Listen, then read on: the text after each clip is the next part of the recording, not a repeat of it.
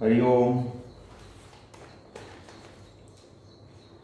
तो हम 2020 का नेचुरोपैथी पेपर देख रहे थे।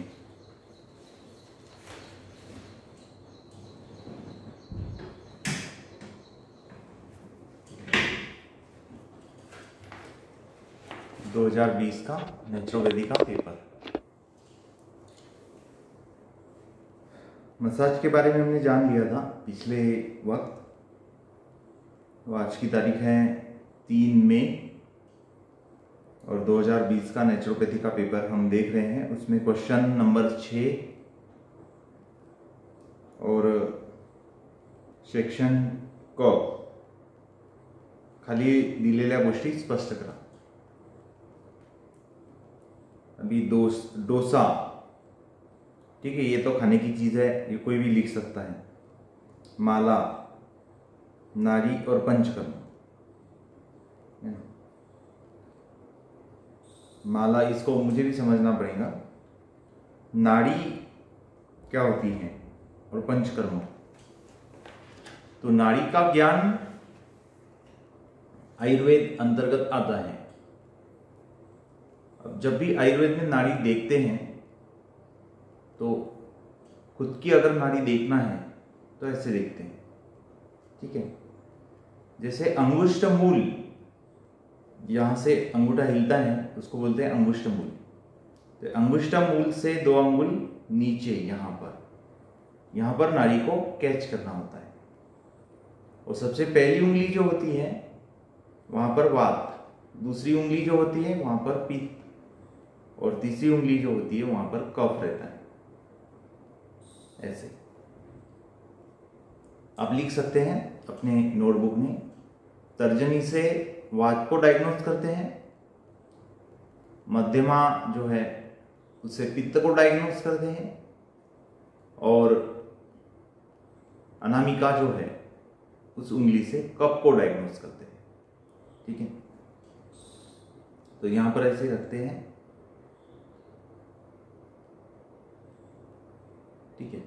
अब नाड़ी से क्या देखना है? नाड़ी से उसकी गति देखनी है। जैसे लिख सकते हैं वात की गति रहती है सर्प, वात की गति रहती है सर्प। पित्त की गति रहती है मंडूक, मंडूक यानी बेडूक जैसा, फ्रॉक जैसा चलता है पित्त। और कफ की गति रहती है हंस। सर्प, मंडूक, हंस,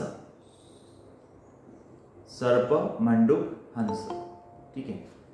तो ऐसे गति रहती है नाड़ी की। दूसरों की जब नाड़ी देखना है तो जेंट्स में राइट हैंड की और लेडीज में लेफ्ट हैंड की देखी जाती है। अब लेडीज, यल से लेडीज, यल से लेफ्ट, ऐसे ध्यान में रखना है, ठीक है।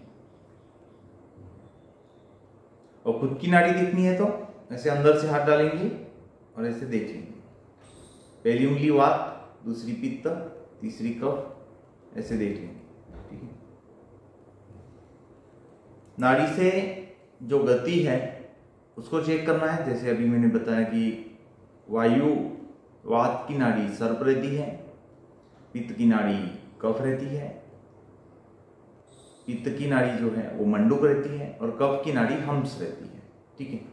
तो ऐसे यहाँ पर कैच करके हम नाड़ी से निदान कर सकते हैं। अभी ये थोड़ा डिटेल्स में फिर जाना पड़ता है कि अगर वायु की नाड़ी है तो उसके अंतर्गत कौन से रोग आते हैं।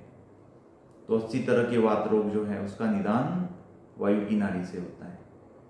पित्त के अंतर्गत कितने रोग आते हैं? तो 40 रोग आते हैं, 40 डिसीज। और कफ से कौन से कितने डिसीज होते हैं? तो 20, नानात्मज में 20 रोग कफ से होते हैं। तो उसका निदान फिर नाड़ी से होता है। तो ये आपके लिए जो क्वेश्चन किया उसमें इतना ही काफी है।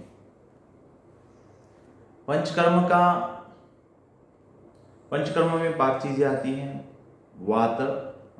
वमन, विरेचन, बस्ती, रक्तमोक्षण और नस्य। इसलिए इसको पंचकर्म कहते हैं क्योंकि इसमें 5 चीजें आती हैं। पंचकर्म, वमन, विरेचन, बस्ती, रक्तमोक्षण और नस्य। ठीक है, तो ये 5 चीजें आती हैं इसमें पंचकर्मों में। अब एक एक का थोड़ा सा अगर विश्लेषण करेंगे तो फिर ज्यादा से ज्यादा 5 इसमें, यानी 5 लाइन में इसका आंसर एक्सपेक्टेड है। वमन क्या होता है?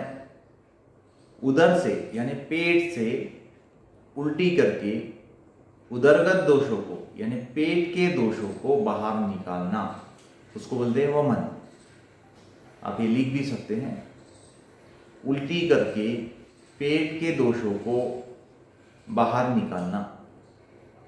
ठीक है।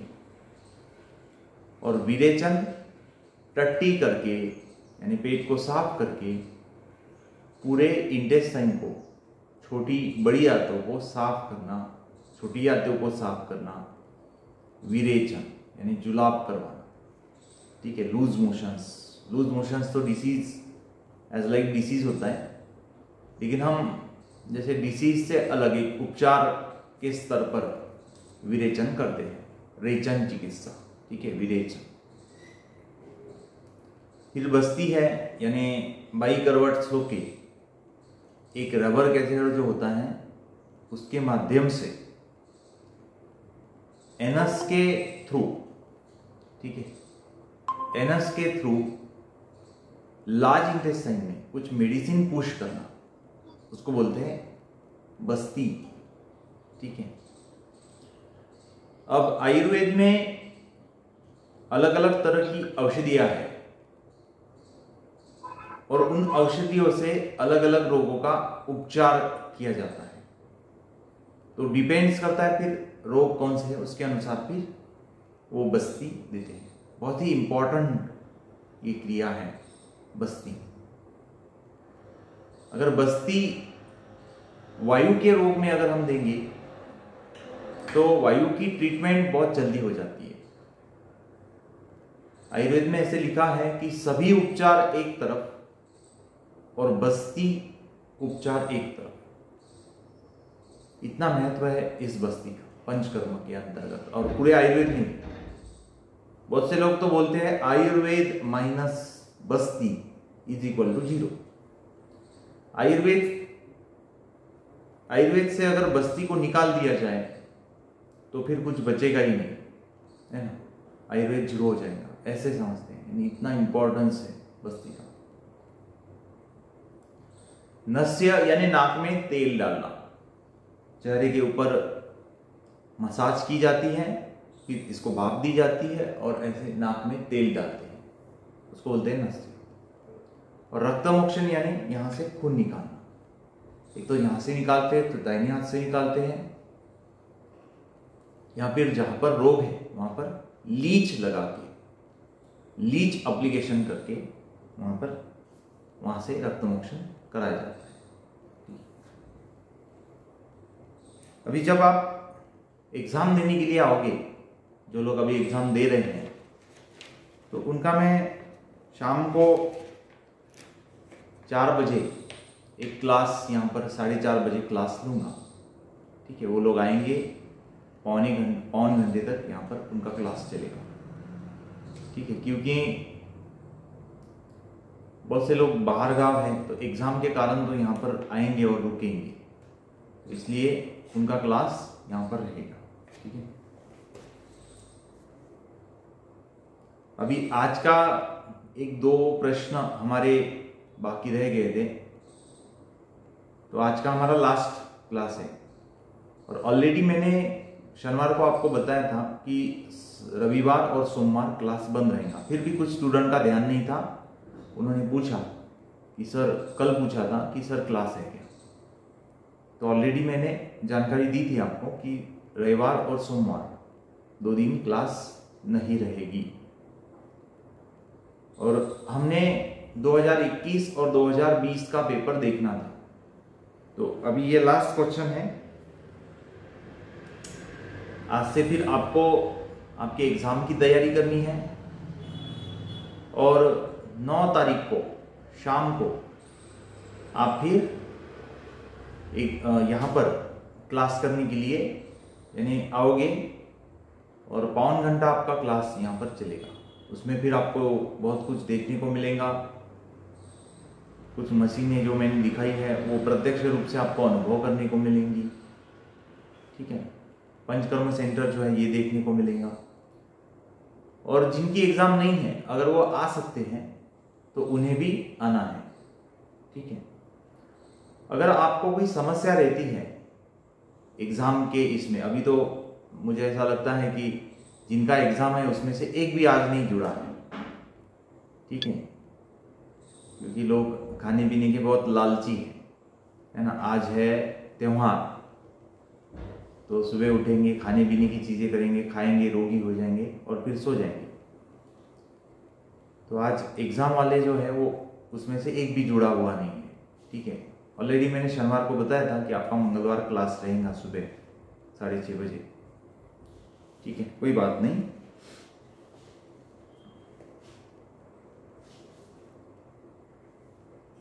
और लास्ट क्वेश्चन है वायु तत्व। वायु तत्व के ऊपर वायु तत्व को स्पष्ट करना है। ठीक है, तो 16 मार्क के लिए क्वेश्चन है, 8 मार्क के लिए क्वेश्चन है। तो वायु तत्व क्या है, उसके अंतर्गत कौन कौन सी चिकित्सा आती है, इसके बारे में आपको लिखना है। जैसे कि वायु तत्व में वायु स्नान आता है, वायु सेवन आता है, उसके बाद में फिर प्राणायाम, सभी प्राणायाम आते हैं, स्वर चिकित्सा आती है, संगीत चिकित्सा आती है। इसके अलावा शंख फूंकना, ठीक है, शंख बजाना, वो भी इसके अंतर्गत आता है। ऑलरेडी मैंने आपको शंख, मेरे जो लेक्चर्स हुए उसमें आपको मैंने शंख वादन कैसे करना है वो आपको सिखाया था, तो वो इसमें आता है। मालिश जो है वो भी वायु तत्व चिकित्सा में ही आती है। मालिश क्यों आती है वायु तत्व चिकित्सा में, इसका कोई आंसर दे पाएगा मनीषा मैडम?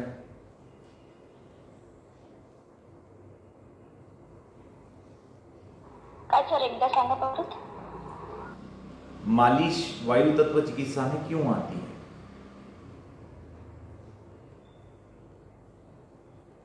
मालिश को क्यों लिया गया है वायु तत्व चिकित्सा के अंतर्गत?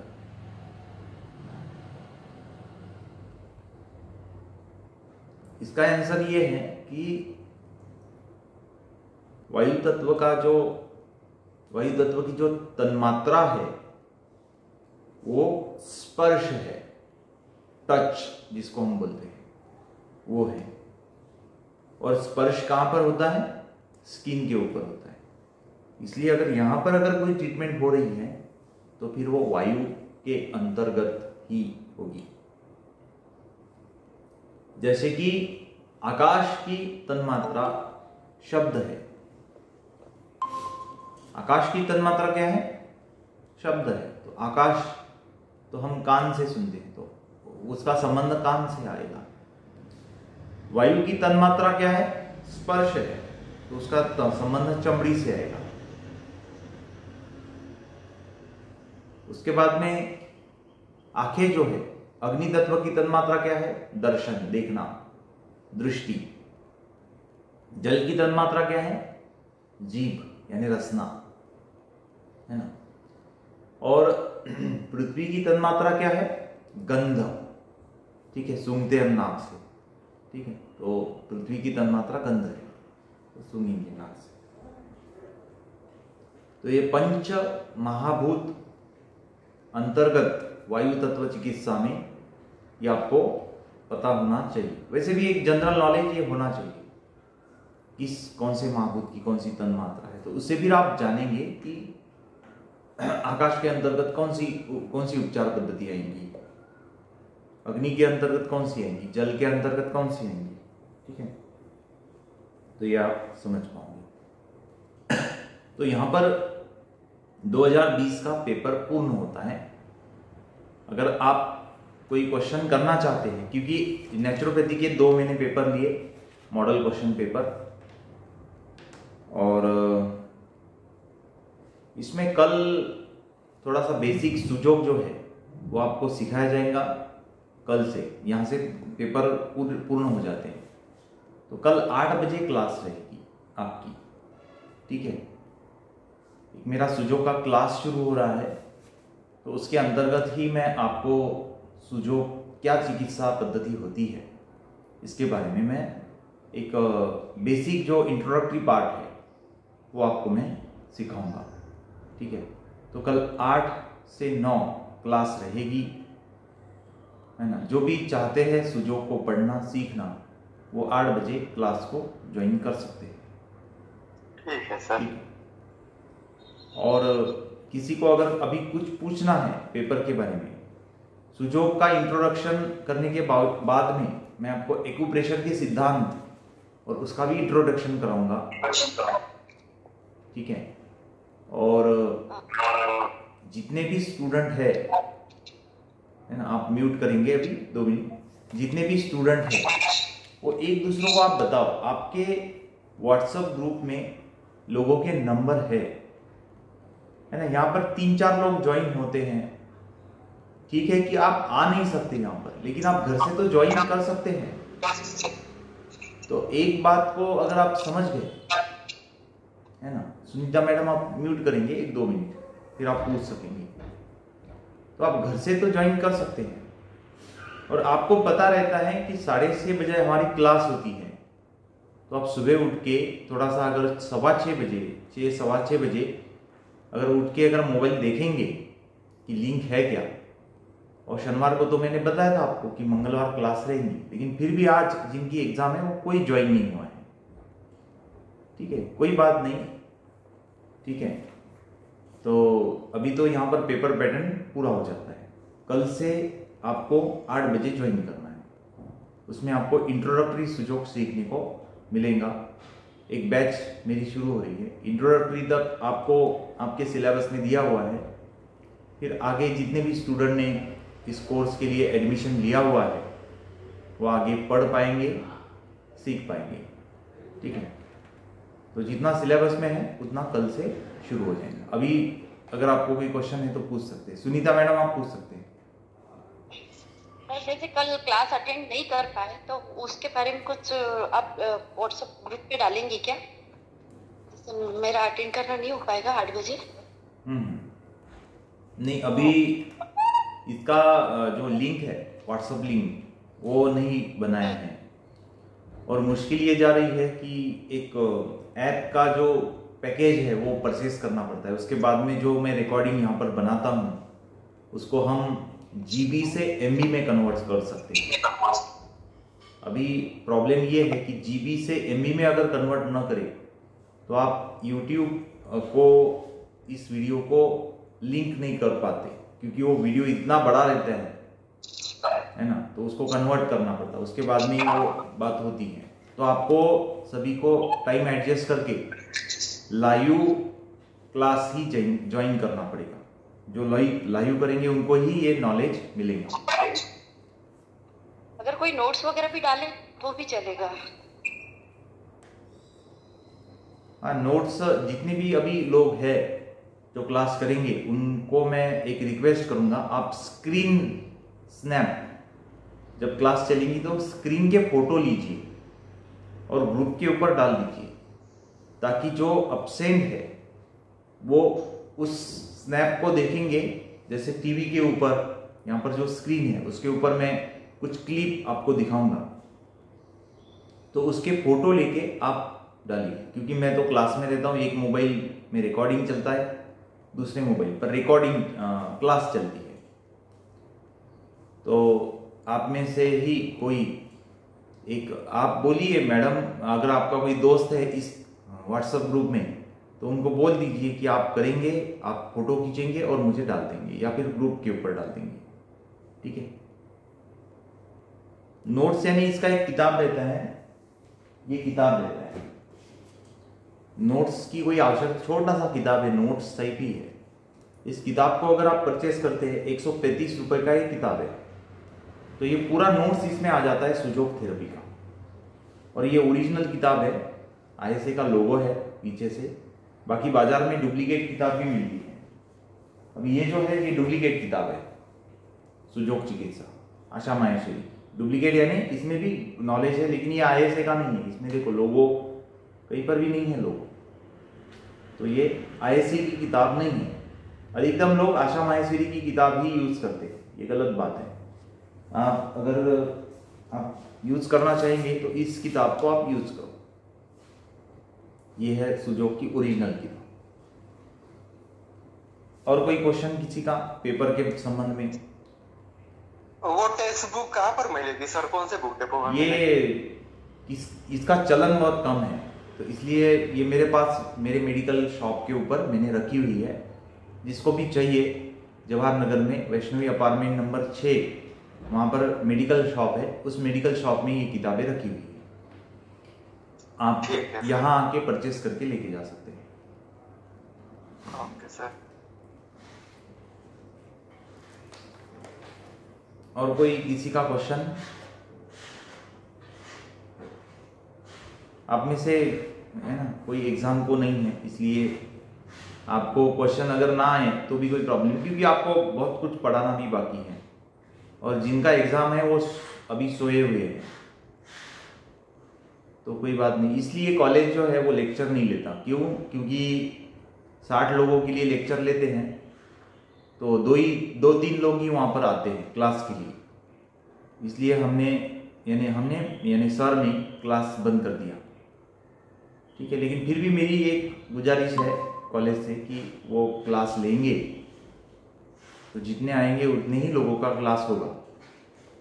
ठीक है, अभी ऑनलाइन है तो ऑनलाइन में तो कोई प्रॉब्लम नहीं रहती, लेकिन फिर भी लोग ऑनलाइन ज्वाइन नहीं करते। और रही बात मैं समय पर क्यों लिंक डालता हूँ, क्योंकि आप हर एक व्यक्ति का एक कर्तव्य है योग और नेचुरोपैथी का कि वो 5 बजे उठना चाहिए।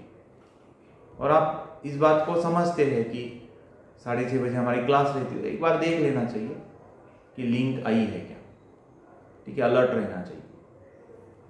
अब कितने स्टूडेंट अलर्ट है ये अभी पता चल गया एग्जाम के प्रति, है ना। कुछ स्टूडेंट तो फालतू में टेंशन लेते हैं। मैंने बोला आपने स्टडी कितना किया? बोले सर कुछ भी नहीं किया। मैंने बोला क्यों नहीं किया? बोले सर हमें खाना बनाना, खाना परोसना और खाना खाना, इसके अलावा हमें समय नहीं मिलता। तो फिर कैसे स्टडी करेंगे? एक मेरी स्टूडेंट है ना, फिर बच्चों को संभालना। अरे ऑनेस्टली 2 घंटे का समय निकालो और 3 महीने स्टडी करो, पास की गारंटी मैं देता हूँ। लेकिन इतने लोग यानी खुद के प्रति इतने क्या बोलेंगे उसको, बेवफा रहते हैं कि खुद को भी संभाल नहीं पाते और खुद को भी न्याय नहीं दे पाते। 2 घंटे का रोज अगर स्टडी करेंगे ना 2 साल, आपके पास तो 2 साल रहते हैं, तो कितने घंटे हो रहे हैं। लेकिन करते क्या हम? नहीं करते। क्यों नहीं करते? क्योंकि बेबस है हम, लाचार है हम, गुलाम है हम, इसके कारण नहीं करते। तो करना चाहिए। ठीक है, और कुछ मुश्किल है तो पूछना भी चाहिए। आपका नंबर मेरे पास, मेरा नंबर आपके पास है। लेकिन आश्चर्य की बात होती है कि सिलेबस को लेकर किसी का भी फोन नहीं रहता है। व्यवस्था को लेकर लोग फोन करते हैं, ये नहीं मिला, वो नहीं मिला, लेकिन जो मिला उसमें उन्होंने क्या पढ़ा, नहीं पढ़ा, इसके बारे में जो समस्या उनको आई है उसके बारे में कोई भी डिस्कशन नहीं रहता है। ठीक है, जो होशियार लोग होते हैं उनको हमेशा समस्या आती है, उनको प्रश्न आते हैं, और सिलेबस के संबंध में वो प्रश्न पूछते हैं।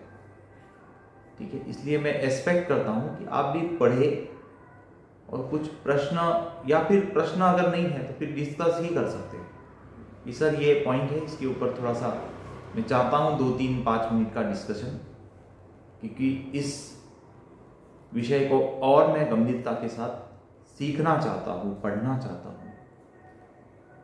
ऐसे कोई स्टूडेंट का फोन भी नहीं आता है, तो फिर लेक्चरर जो है उसका उत्साह कैसे बढ़ेगा। ठीक है, बीच में अगर मैं लेक्चर बंद कर देता हूँ तो कोई क्लिक भी नहीं करता कि सर अभी लेक्चर क्यों नहीं है ना। अभी भी आपके व्हाट्सएप के ऊपर भी मैंने अभी जैसे कुछ 23, 20, 24, 25 तक लेक्चर डाले हैं। एक का भी फोन नहीं है कि सर लेक्चर आप क्यों नहीं डाल रहे हैं, सप्ताह में 1 लेक्चर तो आप डाला करो। इसके ऊपर किसी का भी फोन नहीं है, ठीक है।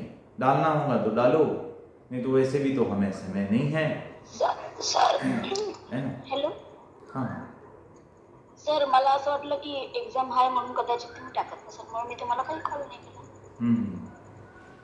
नहीं ठीक है, कोई बात नहीं, लेकिन फिर भी एक आपका हक रहता है और हमें भी अच्छा लगता है कि चलो पूछा जा रहा है तो लोगों में कुछ जागरूकता है, उत्साह है, अट्रैक्शन है नॉलेज के प्रति, लेक्चर के प्रति। एक अच्छा लगता है कि चलो इनको आवश्यकता है।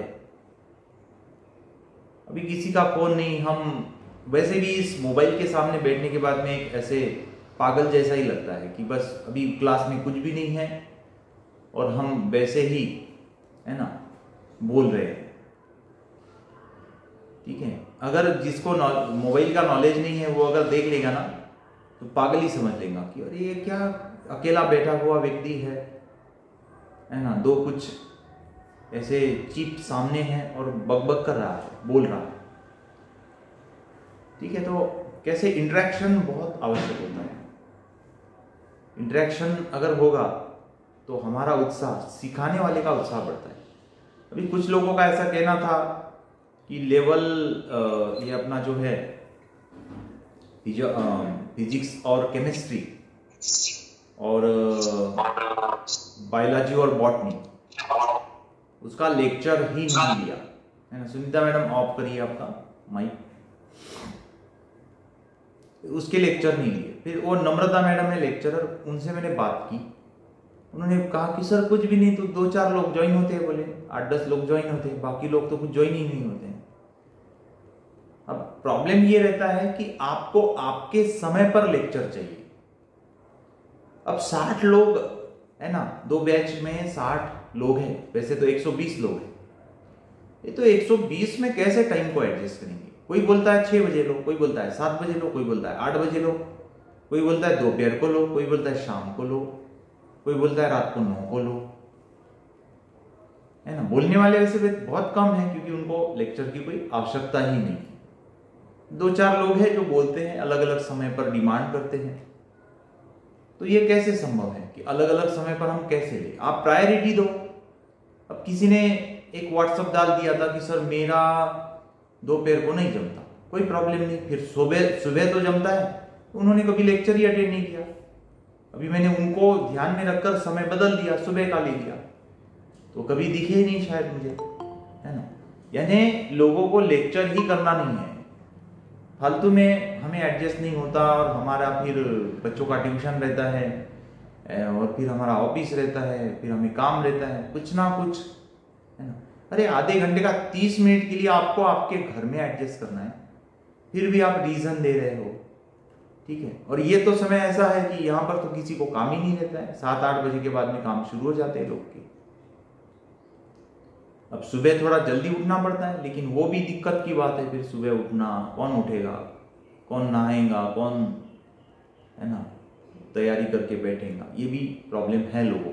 आप जो ज्वाइन हुए हैं, आप बहुत अच्छे लोग हैं, मैं आपकी कंप्लेंट नहीं करता हूँ, लेकिन आपको इसलिए बोल रहा हूँ कि आपके माध्यम से आप अन्य लोगों को ये जो अभी मैं बोल रहा हूँ ये सुनाएंगे। हो सकता है शायद वो ज्वाइन होंगे और कुछ ना कुछ, है ना। इतना तो मैं ही बोलता हूँ कि हम 100% तो पढ़ाते ही नहीं है ना। 100% तो मैं पढ़ाता ही नहीं हूँ।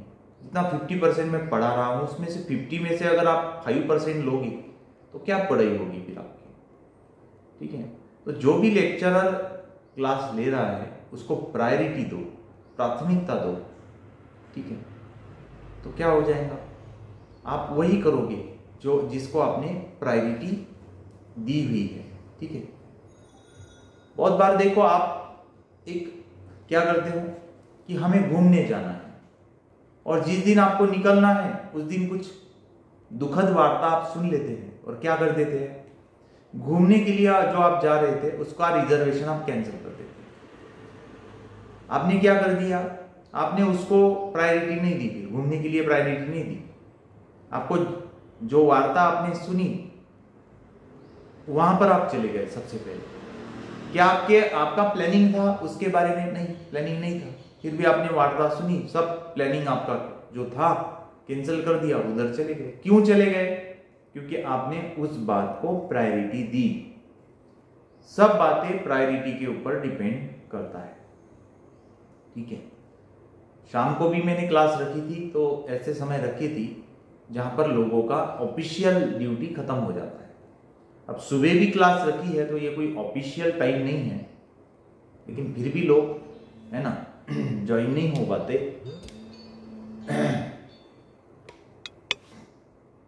फिर भी लोग ज्वाइन नहीं हो पाते, थोड़ी सी है, चलता ही रहता है।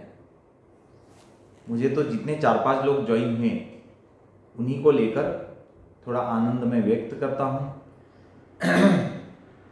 लेकिन और अधिक लोग ज्वाइन होंगे तो नेचुरोपैथी से जुड़ पाएंगे, क्योंकि मेन सब्जेक्ट हमारा नेचुरोपैथी है। बाकी क्लास करो या ना करो, लेकिन आपका जो कोर्स है वो कोर्स क्या है? वो कोर्स है आपका योग और नेचुरोपैथी। तो नेचुरोपैथी आपका मेन सब्जेक्ट है, क्लिनिकल सब्जेक्ट है, इससे ही आप पेशेंट को ठीक करने वाले हैं। तो आप नेचुरोपैथी तो कम से कम सीखना चाहिए। योग तो कहीं पर भी बाहर फोकट में सीखने को आपको मिलता है, लेकिन नेचुरोपैथी आपको सीखने को नहीं मिलती है। इसलिए नेचुरोपैथी का क्लास आपने ज्वाइन करना चाहिए। एनाटॉमी, फिजियोलॉजी ये भी ज्वाइन करना चाहिए। अब भले ही जूलॉजी, बॉटनी, फिजिक्स, केमिस्ट्री उसकी कोई इतनी आवश्यकता नहीं है, वो उसमें पासिंग करके आगे आपको जाना है।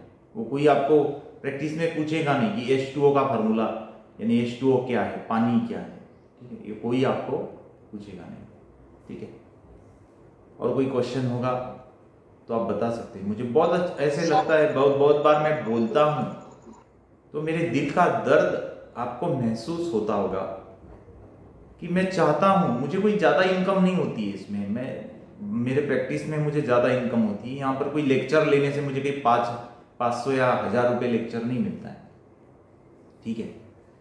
पूरे साल में कुछ 12,000 रुपये कॉलेज हमें देता है, वो भी समय पर नहीं देता है। और आप समझ सकते हैं कि एक सीनियर कॉलेज का लेक्चरर एक महीने में 90,000 से लेकर 1 लाख के ऊपर कमाता है। और कितना पढ़ाता है? ज़्यादा से ज़्यादा वो 15-20 लेक्चर लेता है महीने में। 1 लाख के ऊपर वो पढ़ाता है, और उस पढ़ाने में भी वो ठीक से पढ़ाता है कि नहीं पढ़ाता है, बच्चों के ध्यान में आता है कि नहीं आता है, ये भी एक बड़ी समस्या रहती है। फिर भी 1 लाख रुपया गवर्नमेंट उसको देती है, और यहाँ पर हम 1 साल पढ़ाते हैं, जी जान लगाकर दिल से पढ़ाते हैं। लगता है कि बच्चों ने ये ज्ञान लेना चाहिए, क्योंकि आने वाला जो युग है, आने वाले जो दिन है, बड़े खतरनाक है ना। आपने जितना इनकम किया हुआ है, अगर आप नेचुरोपैथी को नहीं फॉलो करेंगे तो आप एलोपैथी में ट्रीटमेंट करोगे तो एलोपैथी आपको लूट लेगी, लूट रही है लोगों को। 1 महीने का बिल 5-5 लाख रुपए हो रहा है। जिंदगी भर की कमाई लोगों की 1 महीने में खर्च हो जाती है। किस बात के ऊपर? हॉस्पिटल के ऊपर, है ना, माँ के ऊपर, बाप के ऊपर, भाई के ऊपर, है ना, बीवी के ऊपर या खुद के ऊपर। विश्वास नहीं होता होगा तो फिर आप देख सकते हैं आइकॉन और ओजोनिया, 1-1 महीने का बिल 5-5, 10-10 लाख रुपए का होता है। इसलिए आवश्यक है कि आप नेचुरोपैथी पढ़े, अपनी जीवन पद्धति बदले, खान पान की पद्धति बदले, ठीक है। और क्या है नेचुरोपैथी? यही बातें हैं, घरेलू उपचार पद्धति नेचुरोपैथी है। तो अगर आप ये भी नहीं सीखेंगे, 15,000 रुपये आपका कितना कोर्स फी, 25,000 रुपये, ये दे के अगर आप उतना भी नहीं सीखेंगे तो फिर आप क्या सीख पाओगे, ठीक है। जीवन में हमें हासिल क्या करना है यही आपको पता नहीं है। हमें नेचुरोपैथी के लेक्चर के लिए हमारे पास समय ही नहीं है। तो आपको जीवन में क्या हासिल करना है? पैसा, है ना। पैसा तो ठीक है, मैं भी कमा रहा हूं लेकिन अगर आपको यही पता नहीं है कि जीवन को कैसे जीना चाहिए, तो क्या खाक आप पैसा कमा के जीवन जी पाएंगे? आज समाज में यही समस्या है। लोगों के पास व्यवस्था बहुत अच्छी है, पैसा है, गाड़ी है, बंगला है, पहनने के लिए कपड़े हैं, जूते हैं, चप्पल है, सब कुछ है, लेकिन रिश्तों में खराबी है, स्वास्थ्य में खराबी है। दोनों जगह पर इतनी खराबी और इतनी गंदगी हो गई है कि उसको सुधारने का कोई विषय ही नहीं है। कैसे जिएंगे, है ना? रिश्तों में इतनी खराबी है, करीबी रिश्ते खराब होते जा रहे हैं, है ना? उसके कारण फिर स्वास्थ्य खराब होते जा रहा है। कैसे करोगे ये? और कहां कहां पर आप पैसा लगाओगे? किस किस बात की पॉलिसी निकालोगे, है ना? इसकी पॉलिसी निकालो, उसकी पॉलिसी निकालो, खत्म हो जाओगे आप।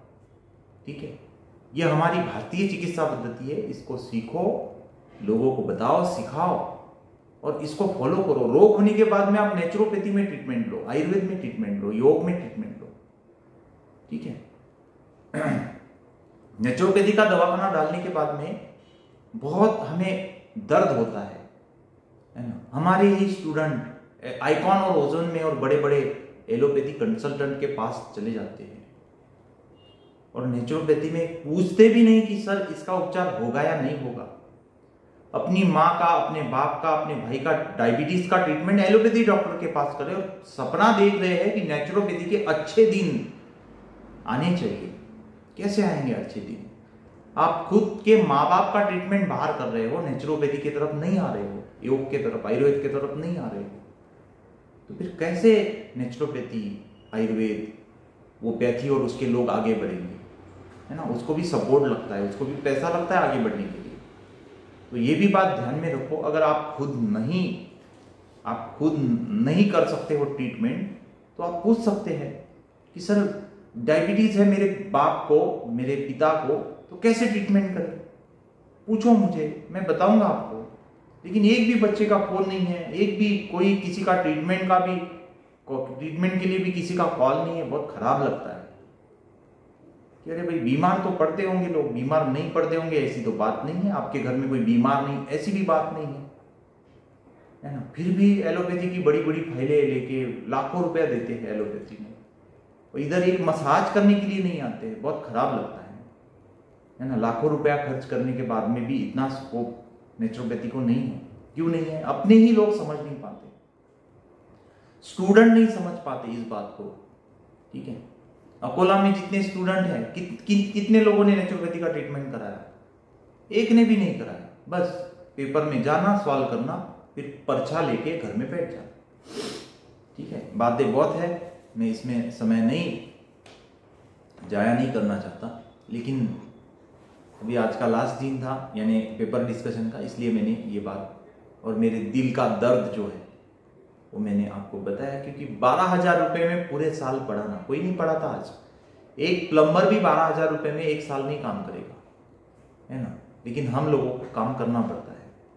क्यों करना पड़ता है? लोगों की जो है ना जागरूकता नहीं है इस विषय के प्रति, इसलिए ये कम पैसे में, बहुत ही कम इसमें काम करना पड़ता है। ठीक है, कोई समझे या ना समझे, आप लोग समझो, आगे बढ़ो, समाज को जगाओ और नेचुरोपैथी का झंडा ऐसे गाड़ो कि कोई भी आए तो उसको हिला ना पाए, है ना, उसको हटा ना पाए। ठीक है, इसके साथ साथ अभी मैं यहाँ पर रुकता हूँ और हाँ बोलिए। हेलो सर, एक प्रश्न होता विचारू का. सर एक लेडीज आहे, तिला मासिक पाळीचा त्रास आहे, तर 3-3 महिने येत नाही आणि एज खूप कमी आहे. एज किती आहे? 28. तर आपण कसं औषधी वगैरे देऊ शकतो? 28. उसकी पहले तो एक थोड़ी सी इन्वेस्टिगेशन कर लेना चाहिए. त्याच्यामुळे सर त्याच्यामुळे शरीर पण फुलत चाललं ना. हाँ, तो उसको पीसीओडी है. पीसीओडी की समस्या है उसको. उस पेशेंट को वमन कराना चाहिए, विरेचन कराना चाहिए, बस्ती कराना चाहिए पंचकर्मों षटकर्मों में. ठीक है, और उसके बाद में फिर उसका ट्रीटमेंट शुरू हो जाएगा. ठीक है, कुछ मेडिसिन भी दे सकते हैं उसमें, कुछ सुजोग का भी ट्रीटमेंट करवा सकते हैं. ठीक है, मेडिसिन कोणती असते मग? मेडिसिन ऐसे फिक्स नहीं रहता है. एक बार उसके रिपोर्ट्स अगर कुछ किए होंगे तो देख लो, नहीं किए होंगे तो उसका सोनोग्राफी टेस्ट करवा लो आप, उसका रिपोर्ट फिर भेजो, मैं बताता हूँ कि ट्रीटमेंट क्या करना है. Okay sir. ठीक है, चलो अभी लेफ्ट होना है.